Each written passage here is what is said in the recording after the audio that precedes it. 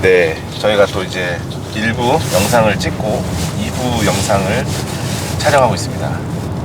이제 휴게소를 들르면서 요즘에 투자가 지금 많이 힘들지 않습니까? 저희가 잠깐 투자에 있어서도 휴게소가 좀 필요하다, 네, 이런 생각을 잠깐 해봤습니다. 요즘 투자 시장에 대해서 어떻게 바라보시나요? 성동영님께서는? 너무 심오한 질문인데. 그냥 생각나는 대로 말씀하세요. 아니 근데 우리가 뭐 엄청 대단한 어떤 전략을 요구하는 것도 아니고 그냥 평범하게 우리 비슷한 사람들끼리 네? 무슨 생각을 하고 있는지 정도만 공유해도 좋지 않을까 싶습니다. 지금 내가 돈이 있으면 네. 지금이 기회가 아닐까 이런 생각을 하거든요. 근데 함정은 내가 돈이 없다는 게 함정이지. 그렇죠. 항상 그게 함정이죠. 네. 그 함정을 벗어나야 되는데 그러면 어떻게 벗어나실 거예요? 함정은? 그렇다고 내 돈이 생길 때까지 기다릴 수는 없잖아요. 이렇게 투자해야죠. 아유, 안 한다 해도 저도 작년에 지산 하나 했었고 오피스텔도 하나 있고 작년에도 그래도 2개 잠깐만. 샀어요. 가만 생각해보니까 4개 샀어요 작년에. 지금 오피스텔 더 갖고 계시잖아요. 그쵸. 그건 법인으로 갖고 있어가지고. 뭐야, 여기 법인도 있고 개인도 있고 진짜. 효성 해링턴도 갖고 계시잖아요. 그로에. 네. 야, 진짜 아니 그러면 지금까지 애 셋을 다 키우실 때까지 맞벌이를 하셔가지고 현금을 저축을 해오셨나요? 그쵸. 저축을 했죠. 19년까지는. 저축을 해서 이제 시드머니를 만들어 놓으셨구나. 네. 그래서 이제 조금 많이 할 수 있었던 것 같기는 해요. 근데 사실 진짜 남들은 그 투자를 감당하지 못할 만큼의 투자를 하셨어요. 그런가요? 네, 정말 그러니까 지금 메꿔 나가야 될 게 큰 거들이 몇 개가 있잖아요. 그쵸. 그럼에도 불구하고 지금 펀더먼털이 된다는 거는 보니까 두 분이 한 3, 4억을 모아놨네. 정확하죠? 좀 더 모았어요. 좀 너무 야, 만약에 그러면 이렇게 생각해봐요. 부자 사관학교를 들은 다음에 혜린이 강의를 들은 다음에 투자를 했더라면 어떻게 하셨을 것 같으세요? 했더라면? 지금까지 했던 그 투자들은 안 했겠죠?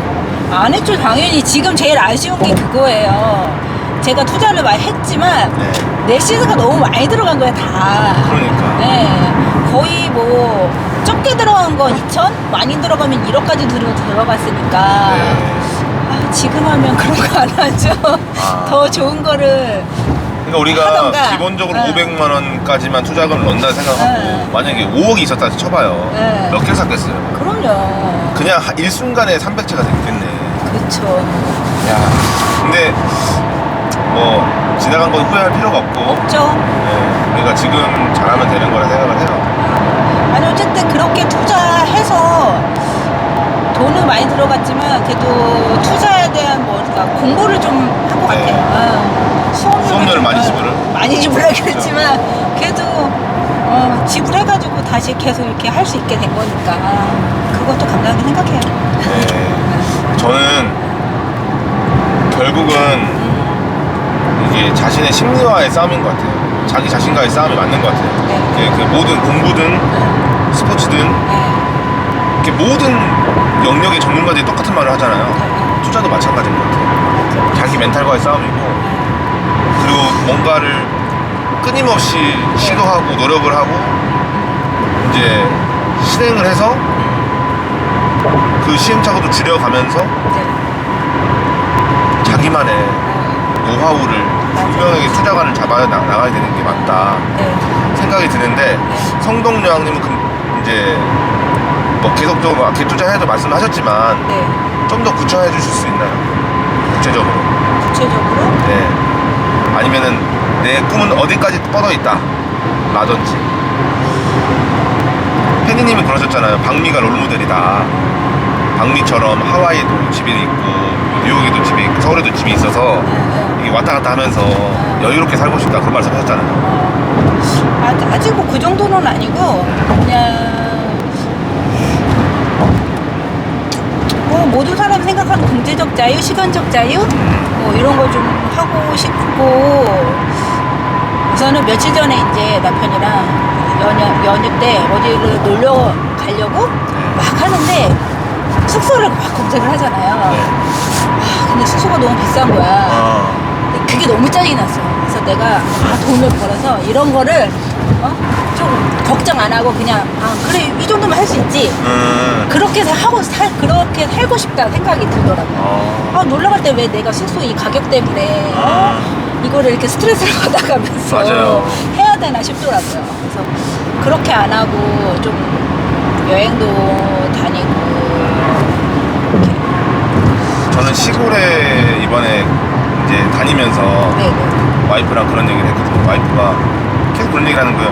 아니 어머님 아버님 여기 시골집 이런 것 좀 싸게 사가지고 여기 사시면 안 돼? 이런 얘기를 하시는 거예요. 왜 그러냐 했더니 이제 우리 애들이 어릴 때 이런 정서도 좀 느꼈으면 좋겠다. 저는 이렇게 얘기를 했죠. 그럼 우리가 하나 사가지고 별장을 만들자. 근데 와이프는 그게 아깝다는 거죠. 그러니까 저는 개인적으로 아니 우리 부모님이 편하게 사시게끔 해야지. 에? 어떻게 보면 부모님이 우리 애들을 위해서 희생해야 되는 거야? 속으로는 그런 생각을 했지만 내색하지 않았고 이 영상을 안 볼 거예요 우리 와이프가. 저희는 남편하고 지금 나중에는 속초 가서 살자 그러고 있거든요. 속초. 네. 왜 속초예요? 거기 연고가 있으신가요? 아니 없죠. 없어서. 없는데 우리 남편 노명이 바닷가. 바다 가깝고 산 가깝고 그런 시골집에 살고 싶대요. 그래서 나는 시골집은 싫다. 나는 절대로 도시에 살지 시골에서는 살 수 없다. 저는 이제 제가 시골에서 살았으니까 이 그 시골에 살 때의 불편함을 알거든요. 그러니까 너무 싫은 거예요. 그리고 이제 병원 가꾸고 이런 데 가야 된다. 그래서 타협점을 잡은 게 속초예요. 속초는 도시잖아요.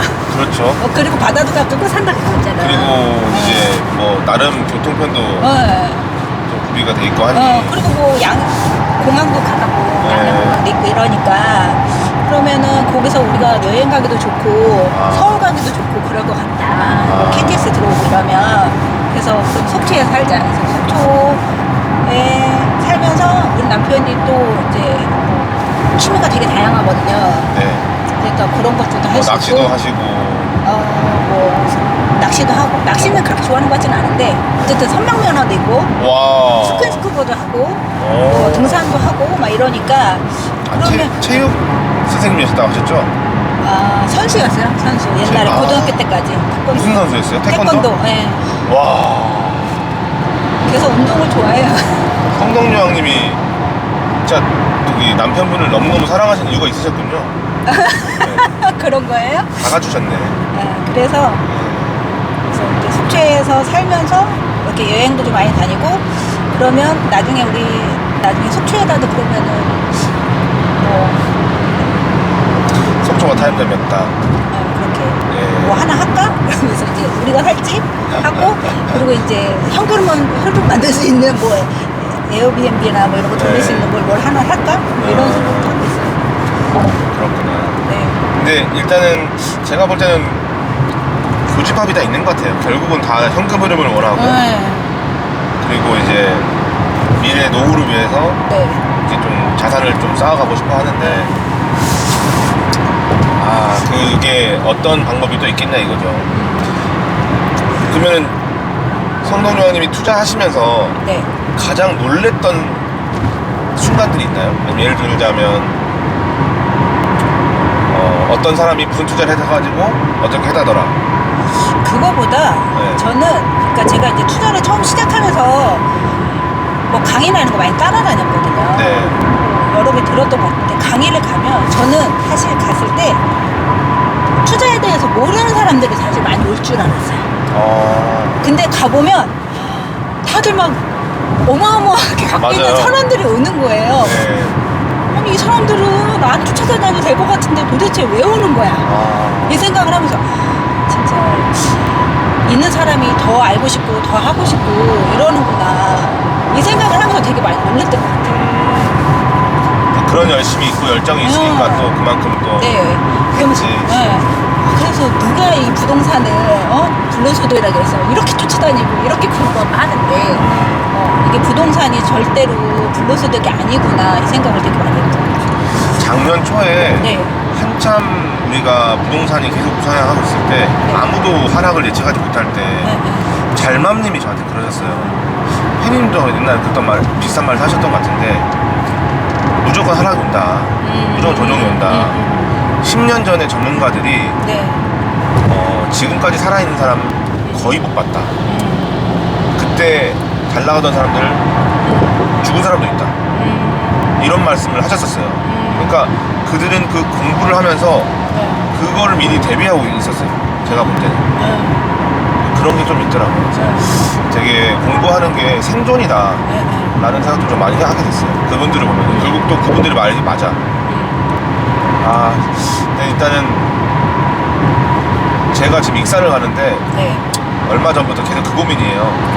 이게 코로나가 있었고 이게 인플레이션이 왔고 지금은 이제 고금리에 하락장이 오고 이 과정을 통해서 그리고 인구도 이제 점점 감소한단 말이에요.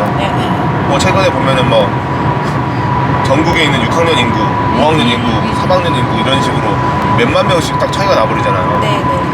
서울에도 폐교하는 학교도 있을 정도로 인구 절벽이 심각한데 이번에 또 시골에 가보니까 정말 사람이 없더라고요. 제가 사람 많은 동네 살다가 내려가서 사람이 없는 걸 보니 갑자기 체감이 되는 거예요. 그럼 내가 지방에 사는 이 아파트, 소형 아파트가 과연 나중에 살아남을 것인가. 인구가 점점 줄어드는데 그러면 이 주택이 남아도는 거 아닐까. 막 이런 것들을 또 고민을 하게 되더라고요. 어떻게 생각하세요? 저도 그런 고민을 해서 투자를 어디에 해야 될 건가. 그래서 이왕이면 그래도 사람 많은데 해야지 좋지 않을까 생각은 했는데 또 저 어제 팬이님이 톡방에 올려주셨잖아요. 노인 인구가 또 이런 데를 실버 계층 맞아. 할 수 있다. 근데 그게 일리 있는 말인 것 같아요. 어느 전원 생활을 꿈꾸는 분들도 있겠지만 또 나이가 들면 병원도 가까워야 되고 또 편한 게 좋잖아요. 분명 이런 거 수요를 생각하는 분들도 있을 수 있겠다 그런 생각이 들긴 하더라고요. 이제 팬님 말씀 중에 그런 게 있었죠. 앞으로 노인 인구가 읍의 면에 살고 있던 이제 분들이 편하게 살기 위해서 이런 소형 아파트를 선호한다. 일리 있는 말이에요. 제가 청주에 사놓은 비아 효성 아파트가 있는데 그 아파트 바로 인근에 신축 아파트가 좋은 게 있어요. 그 아파트에 살고 있는 아이들을 등원시키기 위해서 할아버지가 비아 효성에 사시는 거예요. 혼자 효성에 사시면서 애들을 이제 등하교를 지원해주고 계시더라고요. 그렇게 또 한 가족이 살아가는 모습을 보면서 오래 사시라고 제가 할아버지한테 집세 안 올릴 테니까 오래 사시라고 막 이렇게 축복을 빌어드리고 거기도 본 적이 있는데 그때 보면서 노인 인구가 이렇게 오는구나 이런 생각도 많이 했어요. 그리고 또 시간이 흐르고 나면 사실 지금 노인분들은 시골에서도 많이 살고 했으니까 그렇지만 지금 우리 세대가 노인이 되는 거잖아요. 맞아요. 그러면 우리 세대는 또 편한 생활을 추구했던 사람들인데 시골 가서 사는 게 쉽지는 않을 거예요. 맞아. 그래서 팬님이 그러시더라고요. 익산에 제가 지금 필필 잡은 거에 대해서 필필을 잡았음에도 불구하고 제가 이 사람이 왜 본인이 샀던 가격보다 낮은 가격에 던지느냐. 지금 종부세를 맞아보니 또는 이제 역전세가 날 걸 대비해서 미리 던지는 거예요. 근데 그럼 진짜 역전세가 오면 어떡합니까? 혜니님 했더니 그 걱정할 거면 날 줘 라고 얘기를 하시길래 가야겠다. 그렇게 또 거인의 어깨를 또 올라타봤네요. 역전세가 올 수 있기는 하겠죠. 네. 근데 그 금액이 소형이니까 와봤자 500만 원, 1000만 원이니까 그렇게 크지는 않을 것 같아요. 어제 그러셨잖아요. 1억짜리가 5천이 될 수는 있겠지. 5천 미만은 떨어지진 않을 거야. 이렇게 얘기하시고 완전 크게 그냥 잡아버리셨더라고요. 저는 5천까지는 안 떨어질 거라 생각해요. 그럴 것 같아요. 인플레이션도 있고 하니까 네. 아직 반영이 안 됐잖아요. 집값에는. 애가 우리 마음대로 클 수가 없듯이 이 정부가 아무리 인플레이션 잡으려고 해도 디플레이션이 있고 또 진짜 그 디플레이션이 와버리면 진짜 심각한 일본만큼의 경기 침체가 와버리기 때문에 네. 이게 쉽게 인플레이션을 잡지 못할 것이고 결국 양극화가 네. 어느 정도는 유지될 수밖에 없다. 네. 이런 생각이 들면서 아 지금 물가 아세요? 물가 너무 비싸요 진짜. 내가 어제 며칠 전에 뭘 사면서 이게 이렇게 올랐어 이 생각을 했는데 뭘 사면서 그랬지? 저는 상추. 저는 삼겹살에 상추 싸먹는 거 되게 좋아하거든요. 상추가 금추예요, 금추. 상추 가격이 너무 비싸더라고요. 아유, 그래서 기억이 안 나. 물가가 좀 엄청 살인적인 것 같아요. 맞아. 앞으로의 아이고. 세상이 어떻게 흘러갈까. 그나마 다행인 거는 최근에 우리가 UAE하고 네. 뭐 언론에서는 뭐 저거 삽질했다 뭐 어쩌다 얘기를 하지만 저는 너무 감사한 것 같아요. 이 UAE가 얼마죠? 우리나라 돈으로 뭐 거의 한 32조 관련된 돈을 투자하겠다라고 했잖아요. 네. 진짜 너무나도 감사한 것 같아요. 우리나라가 진짜 그래도 다른 나라랑 비교했을 때 살아남을 수 있는 나라다. 특히 반도체 이것만 봐도 반도체 배터리 이런 자동차 산업 이런 것만 봐도 대한민국은 진짜 저력 있다, 살아남을 수 있다, 막 이런 희망을 또 품게 되더라고요. 그러면 우리나라에 또 외국인 인력들이 또 안 오겠습니까? 실제로 얼마나 살기 좋은데 우리나라가. 이번에 그거 아세요? 코로나 때 네. 우리가 해외 유학을 못 갔잖아요. 그러면서 이제 인천에 있는 국제학교 대학이 좀 장사가 잘 됐대요. 그리고 심지어 지인분이 이제 송도에 있는 곳에 그러니까 애 유학을 안 보내고 글로 보낸 거야. 실제로 미국에 유학 보냈던 딸과 캐나다에 유학 보냈던 아들을 우리나라로 소환해서 인천으로 그냥 보내버린 거예요. 이제 그때 미국 본토에서도 왔대요. 이제 신입생으로. 미국 사람이 미국 학교를 가는데 한국 캠퍼스로 온다는 거예요. 한국이 너무 좋아서. 그리고 실제로 싱가포르라든지 뭐 이런 동남아에 잘 사는 부유층의 그 자녀들을 한국으로 유학 보내는 거예요. 그만큼 우리나라가 경쟁력이 있습니다. 이게 국가 시스템이 진짜 엄청 대단한 나라예요. 제가 봤을 때는. 그러니까 이거를 7, 80년대에 어떻게 구축을 했지만 그 덕을 진짜 우리가 제대로 보고 있지 않나. 우리는 모르죠. 이렇게 잘 돼 있는 거는. 근데 대한민국 곳곳에 가보면 모든 게 다 이렇게 뭐 고속도로, 지금도 고속도로며 휴게소며 모든 게 다 잘 돼 있잖아요. 네. 저희가 저희 고향입니다. 어디예요? 탄천. 탄천? 네. 여기서 나가서 한 5분 가면 저희 집입니다. 아 진짜요? 그냥 오는 길에 한번 탄천 산단 한번 들렸다 와볼까요? 거기 아무것도 없습니다. 거의 많이 안 들어와 있어요. 몇 개 공장 몇 개 들어와 있고. 그렇구나. 여기 네. 그 부여가 여기가 부여인가요? 아니요, 탄천. 공주군 탄천면. 공주. 네. 그 공주를 더 잘 아시겠네요. 공주는 19년을 살고 안성에서 20년을 살았기 때문에 거의. 그 공주 투자는 생각 없으세요? 공주요? 투자? 생각 아직 없는데요? 그 공주의 주공 아파트 그거는 보고 있습니다. 근데 갭이 너무 크던데요.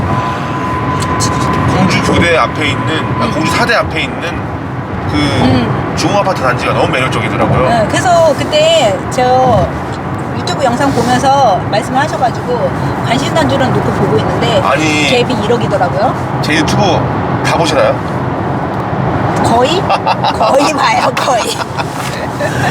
얘기를 해보면은 일거수일투족을 다 알고 계신 것 같아. 보는 것도 있는데 블로그나 유튜브를 네.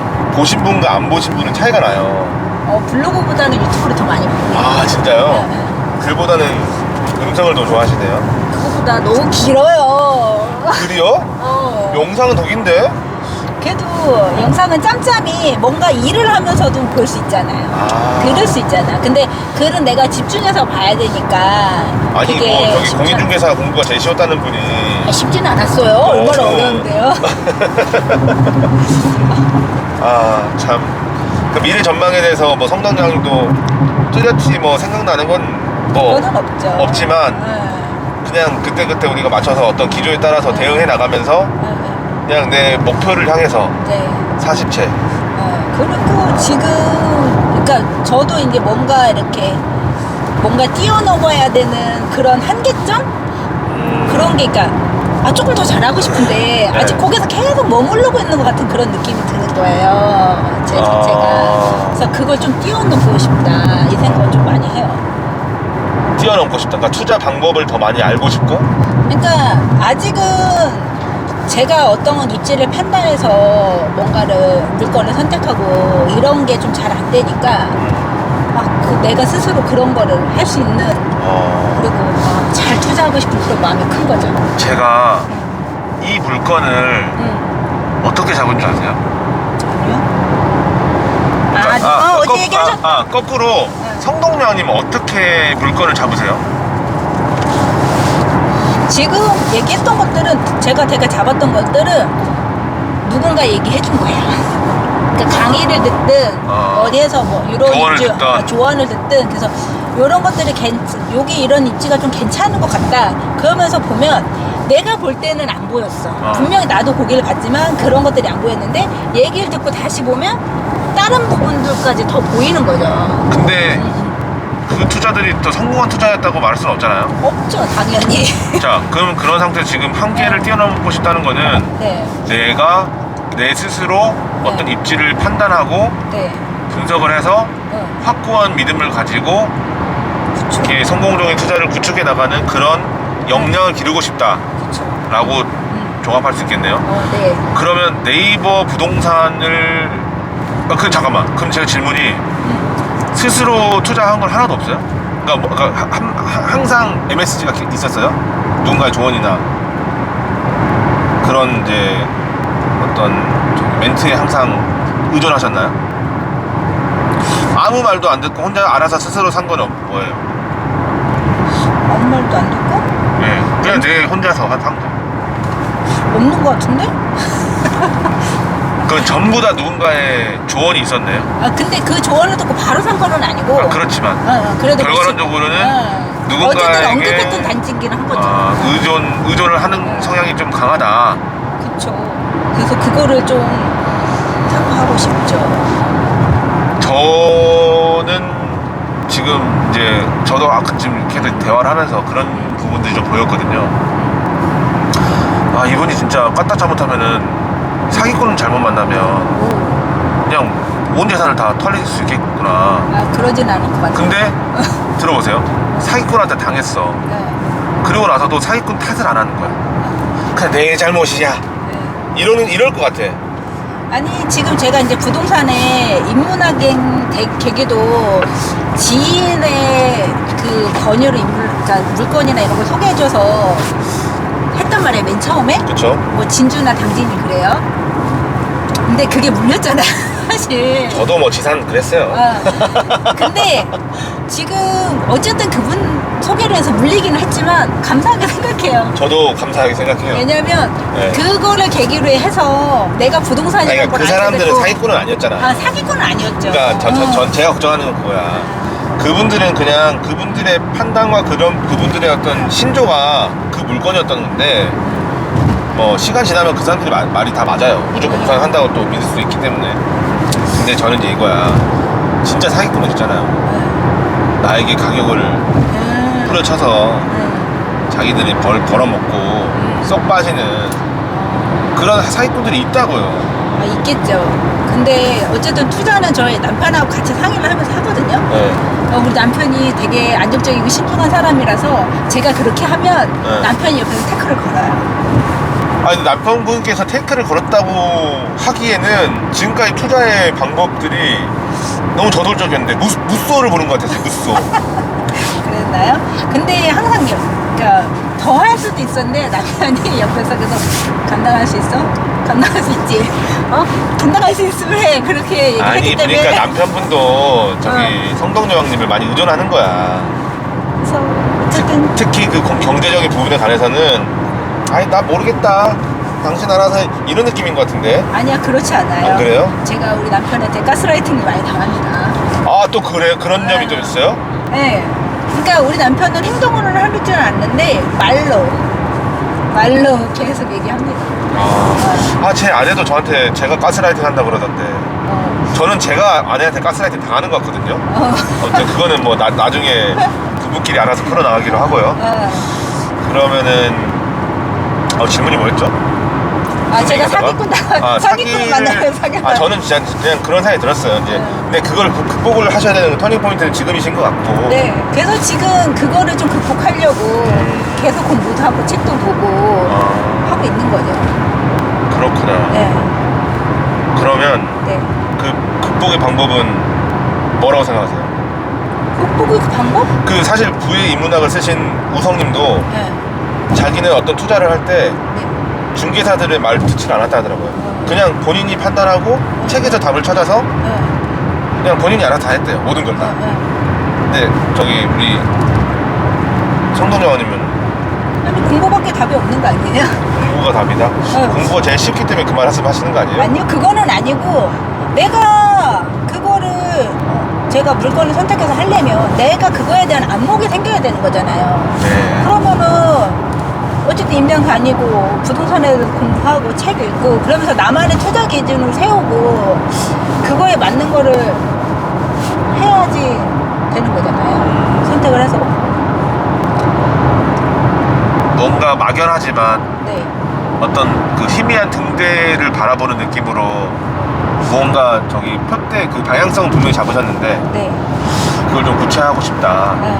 그래서 지금 이제 계속 공부하면서 어쨌든 목표도 좀 더 구체화됐고, 그리고 이제 물건을 선택하는 것도 이제 조금 그 월세를 받는 거에 제가 초점을 맞추고 있으니까 월세를 잘 받을 수 있는 이런 것 쪽으로 조금 더 보겠죠? 월세를 지금 계속적으로 아까부터 보면은 수익형에 굉장한 그런 갈망이 있으신 것 같아요. 수익형. 자산도 중요하지만 나이가 드니까 내가 용주주님이 어떻게 보면 좀 그 그 영향을 받기는 했죠. 근데 그 전에도 그건 있었어요. 갈망이 좀 생기셨겠네. 있었는데 이게 하다 보니까, 그리고 제가 퇴직할 걸 생각을 하고 있잖아요. 근데 막연히 내가 자산이 많다고 해서 퇴직해서 그거가 많이 내가 퇴직하고 나서 쓸 수 있는 돈이 들어오는 건 아니잖아요. 내가 퇴직을 하려면 월마다 뭔가 현금 흐름이 생겨야지 그거를 안정적으로 할 수 있는데 그런 게 있는 거죠. 그러면 다른 관점에서 한마디 더 드려볼게요. 네. 지금 제가 최근에 우리 삼성 정문 앞에 해리움 오피스텔 찍었죠. 어떻게 생각하십니까? 좋다고 생각합니다. 그거 지금 현재 가격에서 사실 겁니까? 아니면 좀 더 떨어지면 사실 겁니까? 좀 떨어져야죠. 떨어질 수 있을 거라 보세요? 떨어질 수 있을 것 같은데 자꾸 고객님이 얘기해가지고 안 떨어질 것 같은데. 뭐 그렇게 제가 대단한 사람은 아니고 기다리고 있어요. 저도 기다리고 있는데 지금 시즌이 이건 거예요. 그 물건을 바라보니까 이런 게 맹점이 있어요. 그 잔압을 두 번 하는 거거든요. 중도금을 10%를 잔압을 해야 되는 거예요. 네. 계약금 10%, 중도금 20%. 이제 곧 있으면 이제 준공이잖아요. 그때 과연 그 중도금을 냈던 사람들이 정말 계약금 포기하고 던질까? 좀 이 시장에 조금 더 가야지 그걸 던질 것 같은데. 요즘에 왜냐면 월세가 바로 인근에 최소 120은 나오잖아요. 100에서 120은 무조건 나오는 현금 흐름이다 보니 수익률이 10%가 넘어가는데 그 사람들이 그냥 본인이 수익률로 가져가지 던질 수 있을까요? 그러니까 지금 제가 그 시점에 말했던 거는 설 이후에 지나서 지금 이 시점에 마피를 아예 계약금 전체를 다 포기하겠다라고 한 사람들 거를 잡으려고 한 거예요. 근데 지금은 그런 게 많이 안 나오더라고. 안 나왔다. 근데 나올 수도 있지 않을까요? 다는 아니겠지만 아이파크는 그걸 몰라서 던졌을까요? 학습을 좀 하지 않았을까요? 사람들이. 한 사람도 있을 것 같고 하긴. 안 한 사람도 있겠죠. 모든 건 전 제 기준으로 생각했거든요. 아이파크 고덕 캘리포니아의 경우를 보고 많은 사람들이 깨달았을 것이다 생각했어요, 저는 아니 개인적으로. 근데 저도 그 생각을 했어요. 네. 도대체 중도금도 무이자고 이런데 왜 이 사람들이 내가 지금 들어가는 돈이 없는데 계약금 말고는 왜 도대체 이거를 던지는가 나 되게 궁금했거든요. 네. 근데 저는 그걸 이해하게 됐어요. 왜요? 이유가 뭐예요? 제가 현탁 왔을 때 그죠? 현탁 왔을 때 그 앞으로 그 지상 분양권 때문에 네. 현탁 갔다 그랬잖아요. 내가 이걸 감당할 수 있을까? 이 생각이 들었단 말이야. 그러니까 이런 기분이 드니까 사람들이 던지는구나. 네. 그때 이해를 했거든요. 돈의 심리학이 나와요. 돈의 심리학에 손절은 정신병이다. 근데 그게 내가 경험을 해보니까 그 심리가 이해가 돼서 이래서 사람들이 중간에 내가 중도금 무이자인데 돈을 감당하지 않아도 되는데 내가 기존에 낸 거 외에는 감당하지 않아도 되는데 일찍부터 던지는 이유 그거를 이해를 했거든요. 네. 근데 헤리움도 그럴 수 있지 않을까요? 근데 그러면 제가 말하고 싶은 게 이거예요. 헤리움에 대해서 제가 말하기 전에도 본인도 보고 계셨다. 그럼요. 그러면 그게 이미 갖춰지신 거예요. 그냥 실행하시면 될 것 같은데. 실행하려고. 더 떨어지면 제가 말하는 기준까지 떨어지면 그래서 보고 있어요. 또 그 기준까지는 아니래도 그 기준에 유사해지면 저희 같이 그 구매 파워를 좀 늘려야 돼요. 각자 도전할 필요 없습니다. 그래서 저 올해 10개 사는 게 목표니까 헤리움도 한 2-3개, 서울에 한 몇 개 이렇게 해가지고 하려고 지금 생각하고 있어요. 여기서 저랑 성동유왕님의 투자 기준이 달라요. 서울에 몇 개, 헤리움 몇 개 이렇게 하잖아요. 저는 서울에 안 사고 저는 헤리움에 10개를 살 거예요. 내가 10개를 살 수 있다면 이게 제 투자 방식이에요. 뭐냐면 제가 서울을 잘 몰라요. 근데 내가 누구보다 평택 고덕만큼은 누구보다 잘 알거든.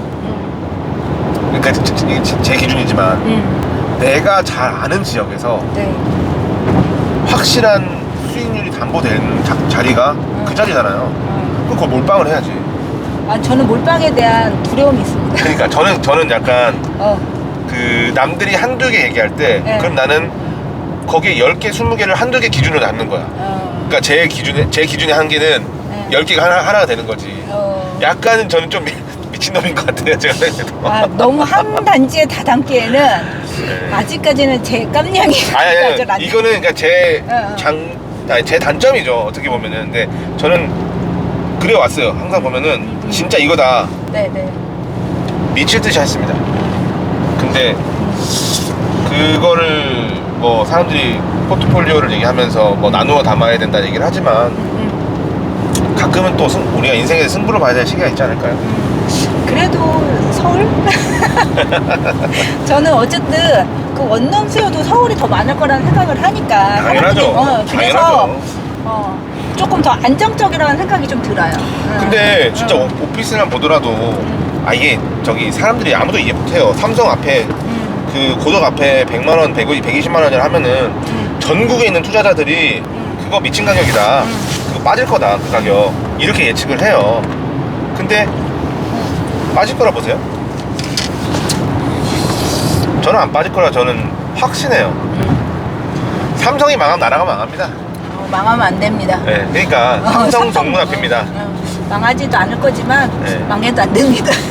알겠습니다. 일단 뭐 이게 잠깐 저희 갔는데 제가 삼천포 출신이라 삼천포 자주 빠집니다. 이해하십시오. 저 삼성 사랑합니다. 우리 남편 삼성 대주주입니다. 아주 그냥 저도 많이 가지고 있습니다. 대주주는 아닌데 저는 대주주까지는 아니어도 유일하게 저한테 있는 주식 종목 하나가 삼성이에요. 우리 남편은 열심히 모으고 있습니다 지금. 네. 절대 팔지 않고 사 모아야 된다라는 그 존리 대표님의 투자 격언이 저는 제 부동산에도 좀 적용이 됐고 맞는 것 같아요. 파는 거 그 시점 맞추기가 힘들고 너무 어려워요. 귀찮아요. 어려워요. 그냥 싸게 저점일 때 잘 잡기만 해도 되겠다. 저점은 항상 기회가 있으니까. 참 이렇게 던지신 분들한테 죄송한 얘기지만 그런 사람들이 꼭 필요한 것 같아요. 투자 카운셀러라고 해야 되나? 투자 상담을 하는데 그냥 물건 상담을 해주는 게 아니라 이 사람의 심리 상태를 상담해 주는 거예요. 네, 너는 지금 현재 그 패닉에 빠져 있는 상태야. 그러니 그냥 발 닦고 집에 가서 잠이나 자. 이런 말을 해줄 수 있는 주변의 친구나 멘토나 아니면은 정말 상담사가 옆에 있어야 되겠다. 주기적인 상담이 필요하다. 필요하죠. 네, 저는 그 생각이 들고, 그래서 우리가 이 부자 사관학교를 하면서 굉장히 좀 좋았던 게 저 역시 상담을 많이 했어요. 뭐 리흔 형님한테라든지 우리 또 부자 아빠님이나 캐시카우님이나 뭐 성동장님도 그랬고, 사람들한테 이렇게 얘기를 해보면은 같은 관심사를 갖고 이제 또 같은 고민을 하는 사람들이기 때문에, 근데 그 안에 성향이 다르잖아요. 그쵸, 다 다르죠. 뭐 MBTI로 보면 E가 있고 I가 있고, 이게 정말 적절한 조합으로 정말 잘 맞는 것 같아요. 공수가 잘 맞는 것 같아요. 그래서 지금 우리 뭐 부자 사관학교 출신들 여기 스터디 회원방 안에서 보면은 한 명씩 진짜 스타다가 탄생을 하잖아요. 최근에 저는 가장 정말 행복했고 기분이 좋았던 게 흔히 언니가 유튜브 채널을 개설하셨다는 거예요. 이게 저는 진짜 저한테 엄청난 큰 힘이 되더라고요. 그러니까 내가 인정할 수 있는 어떤 수준에 도달한 사람, 내가 저 사람한테 물어보면은 내가 못 보는 걸 봐줄 수 있는 사람, 그 흔히 형님도 조력을 막 해주고 흔히 언니가 책을 읽고 본인이 실행하면서 의식 수준을 그만큼 끌어올리고, 야, 유튜브까지 그렇게 했다는 거는 대단하신 것 같아요. 그 애를 키우시면서 네, 그런 동료들이 한 명씩 내 옆에 생겨나잖아. 부자 아빠님이 그러고 캐시카우가 그러고, 그리고 이제 그 외에도 뭐 우리 사기에 보면은 뭐 다동맘이라든지 주엄마, 하연이네 뭐 이런 분들 진짜, 뭐 미상님, 요즘에 또 귀수님, 아 진짜 좀 천군만마가 있는 것 같아요. 특히나 또 우리 방에 또 부따님도 계시지, 매냐님, 저기 뭐 페니님, 좀 되게 강력하지 않습니까? 생각해보면 강력합니다. 대한민국에서 이런 투자 길드가 있을까, 이런 생각 한번 해봅니다. 또 갑자기 제 얘기로 나갔네요. 죄송합니다. 어찌됐건 네. 이제 오늘 거의 익산에 거의 다 온 것 같아요. 네. 익산에 혹시 익산 많이 와보셨나요? 저 익산 2번째입니다. 아, 겨우 2번째. 저번에 그때 임장 갈 때. 그때도 저랑 같이 왔었고. 네. 부따님 수업 들으면서 임장 그때 한 번. 진짜 익산 참 신기해요. 네, 제가 전국에 전화기를 다 돌리고 매물을 다 찾아보는데 전세가율이 100%가 되는 풀피가 되는 이런 물건은 익산밖에 없습니다. 그래서 익산이 그만큼 나중에 인구 소멸이 되고 위험하지 않을까 그 생각을 하는데도 익산을 가만히 들여다보잖아요. 그 동네 가보면은 걱정이 없어요. 일단 도로가 너무 넓고 도로가 잘 빠져 있잖아요.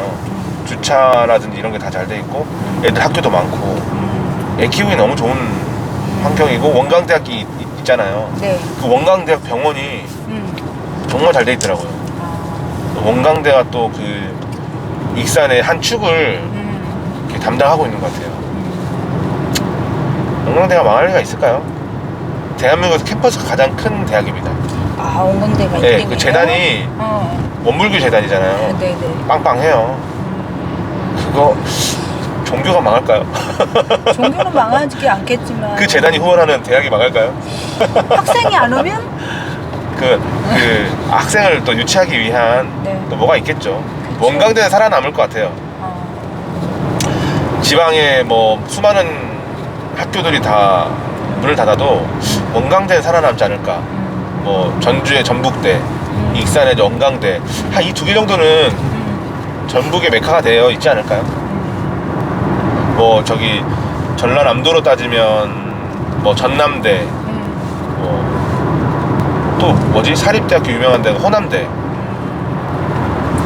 그리고 뭐 순천 쪽에 순천대 국립대학교, 그리고 저기 경상남도로 가보면은 진주에 있는 경상대, 부산에 있는 뭐 부산대, 또 울산에 또 가보면 또 울산대, 이런데 굵직굵직한 학교들은 다 무조건 살아남을 것 같아요. 그리고 여기는 의대가 있잖아요. 원광대는.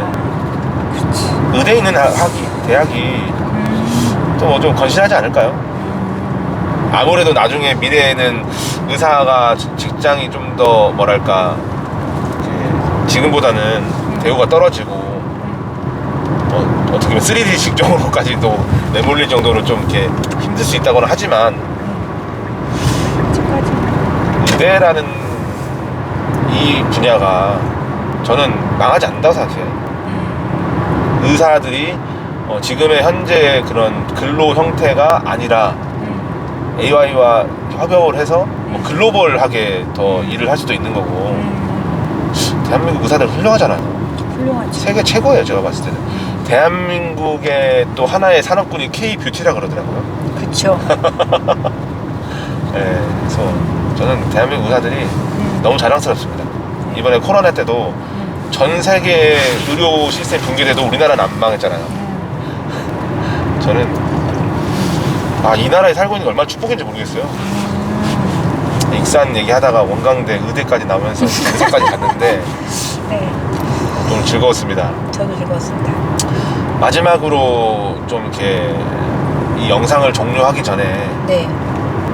또 하시고 싶으신 어떤 아니면 본인에게 하고 싶으신 말씀이라든지 아니 이 영상을 또 보실 분들에게 뭔가 메시지를 하나 던지고 싶은 게 있으실까요? 아니요. 좀 만들어 보세요. 아니. 방송을 너무 모르셔.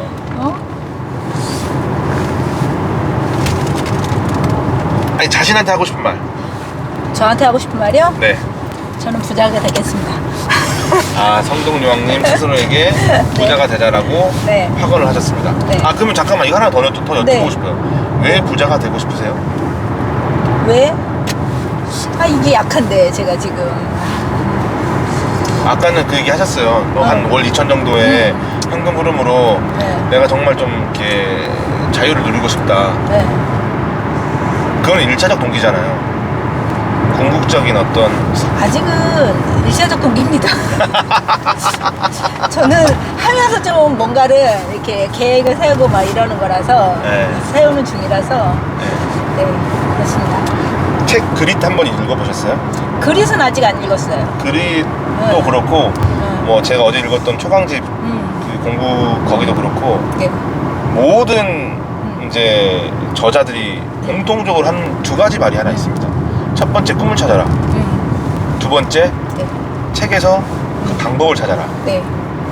근데 그 꿈을 설정하는 게 정말 중요한 것 같아요. 네, 저 같은 경우에는 좀 삶에 좀 순응하는 삶을 많이 살았고 그러면서 제 생활에 되게 만족하면서 살았거든요. 네, 근데 이제 그쵸. 이렇게 부동산을 접하면서 이 꿈도 지금 새롭게 찾아가고 있는 중이고 그러니까 뭐 책을 읽으면서 찾아가고 있는 중이라서 네. 우선은 아직 1차적 목표를 그거에 이제 세우고 있는 중이고요. 그래서 책을 읽으면서 지금은 내가 이 책을 읽고 거기서 하나의 무장이라도 아니야. 그리고 이 책을 읽고 한 개라도 또 실천하자. 그러면서 어쨌든 열심히 실천하면서 뭔가 찾아가고 있는 중이에요. 알겠습니다. 네. 그럼 일단은 성동요왕님의 꿈을 찾기를 바라면서 오늘 이 투자에 관련된 스토리는 영상 촬영은 종료하도록 하겠습니다. 네. 감사합니다. 감사합니다.